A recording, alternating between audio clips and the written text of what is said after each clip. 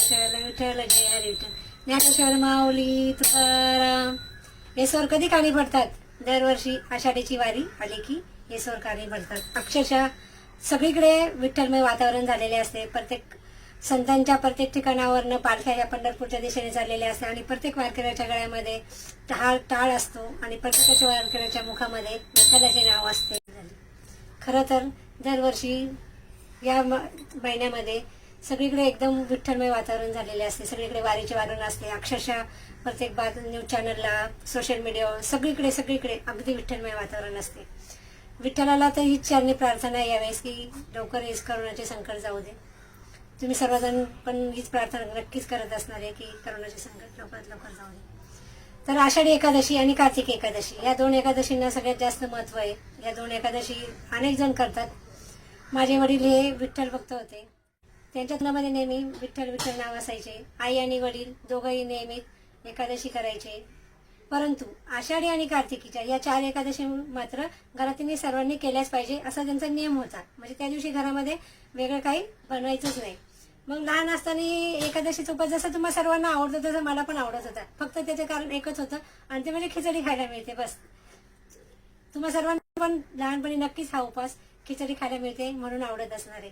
आणि मला पण खिचडी खायला मिळते म्हणून हा उपास आवडायचा. आम्ही सर्वजण लहानपणी हा उपास करायचो. परंतु जेव्हा हा उपास मंगळवारच्या दिवशी यायचा त्यावेळेस तो अजिबात आवडायचा नाही. कारण मंगळवारच्या दिवशी आमच्या गावामध्ये बाजार असायचा आणि आम्ही लहान असताना आत्ताच्यासारखं काही तेव्हा लगेच काही खायला मिळत नव्हतं. फक्त बाजार असेल त्या दिवशीच खाऊ आणला जायचा आणि मंगळवारी जर एकादशी आली की मग आपल्याला खाऊ खायला मिळणार नाही म्हणून मग त्या दिवशी ती एकादशी आवडायची नाही आणि ती खिचडी आवडायची नाही. मग त्यावेळेला हवा असायचा खाऊ.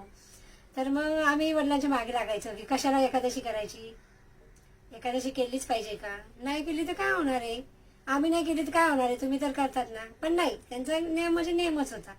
तर मग का करायची एकादशी? तर त्यांनी आम्हाला एकदा मग ते नेहमीच आम्हाला एक गोष्ट सांगायची. खरं तर माझे वडील विठ्ठल भक्त असल्यामुळे ते सकाळी उठल्यापासून त्यांचं नेहमीचा हरिपाठ असायचा. रात्री झोपताना हरिपाठ असायचा. ते कोणतंही काम करत असताना गाथामध्ये अभंग म्हणत असायचे. हरिपाठ आजही ते म्हणायचे म्हणून माझा पाठ आहे. कारण त्यावेळेस पाठांतर नाही केलं परंतु ते बोलायचे. बोलतात नाही आपल्या कानावर जे पडतं ते आपण कधी विसरत नाही. कारण लहानपणी आपली ग्रहणशक्ती चांगली असते. तर त्यावेळेस वडिलांनी सांगितलेली एक कथा मी आता तुम्हाला इथे सांगणार आहे. तर जी एकादशीची कथा मी तुम्हाला सांगणार आहे ही कथा पद्मपुराणातील आहे, जी व्यासदेवांनी जैमिनी यांना सांगितलेली आहे. तर ती मला वडिलांनी सांगितलेली. तर जैमिनी यांनी एकदा व्यासदेवांना विचारलं की एकादशी का करायची, एकादशी केल्याने काय फळ मिळतं, एकादशीचं का पाळायची असं. तर मग त्यांनी सांगितलं की याच्याबद्दल तर विष्णू चांगलं सांगू शकतील परंतु मला जेवढी माहिती आहे तेवढी मी तुला सांगतो. तर त्यांनी सांगितलं की ज्या वेळेस भगवानने सृष्टीची निर्मिती केली त्याच्यामध्ये चल अचल म्हणजेच सजीव आणि निर्जीवांची निर्मिती केली. परंतु सजीवांची निर्मिती करताना त्यांच्यावर नियंत्रण असायला हवं काहीतरी. मग काय नियंत्रण? तर मग पापाची निर्मिती केली.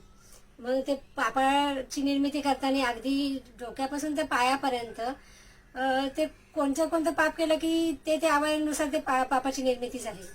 मग आता पापावरती सजीवावर नियंत्रण ठेवायला पापाची निर्मिती केली पण पापावर काहीतरी नियंत्रण असायला हवं हा त्याच वेळेस विष्णूने विचार केलेला. तर पापाची निर्मिती करायची म्हणजे नरकाची निर्मिती केली. आता नरकाची निर्मिती केली होती, नरकावरती लक्ष ठेवण्यासाठी यमराजाची नियुक्ती करण्यात आली. तर अशा प्रकारे ज्यावेळेस नरकामध्ये जे पापात्मे होते, जे पाप करायचे आणि जे नरकामध्ये जायचे त्यांच्यावरती लक्ष ठेवायला यम होता.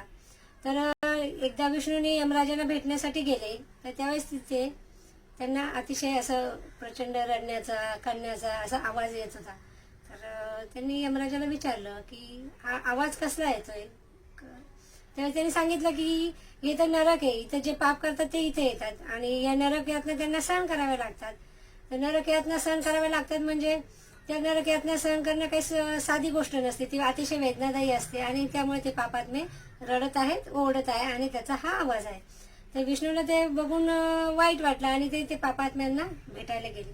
ज्यावेळेस त्यांनी बघितलं की पापात्म्यांना तर खूप वेदना होत आहेत मग त्यांनी ठरवलं की यांना याच्यातून मुक्ती मिळायला पाहिजे. मग याच्यातून मुक्ती मिळण्यासाठी काय केलं पाहिजे. मग त्यांनी एकादशीची निर्मिती केली. जो कोणी एकादशीचं व्रत करेल त्याची या पापातून मुक्ती होईल. तर हे सगळं बघितलं आणि पाप घाबरले. पापाला वाटलं की जर असं जर केलं तर मग माझं काम काय.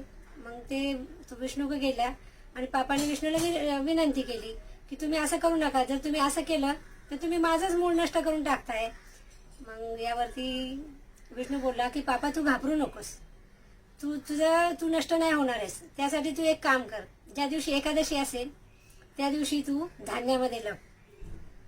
तू धान्यात लपलास की तू नष्ट नाही होणार. आणि म्हणून त्या दिवसापासून एकादशीच्या दिवशी धान्य खायचं नाही असा नियम झाला. आणि म्हणून एकादशीचं व्रत करतात की जे काही थोडेफार आपण पाप वगैरे करत असेल तर त्या पापाचा क्षय व्हावा. आणि म्हणून त्यासाठी एकादशीचं व्रत करतात. आणि एकादशी केल्या की हे फळ मिळते. तर जसं सर्व देवामध्ये विष्णूला श्रेष्ठ मानलं जातं तसं सगळ्या व्रतामध्ये एकादशीच्या व्रतला श्रेष्ठ मानलं जातं. आणि म्हणून एकादशीचे व्रत करण्याची प्रथा पडली आहे. तर अनेक जण एकादशीचं व्रत करतात. अनेक जण करतही नाही. अनेक जण त्या दिवशी उपवास धरतात, काही धरत नाही. आम्ही करत नाही असं ते सांगतात. पण तुम्ही शेवटी ज्याच्या त्याच्या श्रद्धेचा भाग असतो. ज्यांची श्रद्धा आहे ते करतात, ज्यांची श्रद्धा नाही ते करतात. बस मला आज वडिलांनी सांगितलेली कथा इथे सांगावीशी वाटली म्हणून सांगितली. काही चुकलं वगैरे असेल क्षमस्व.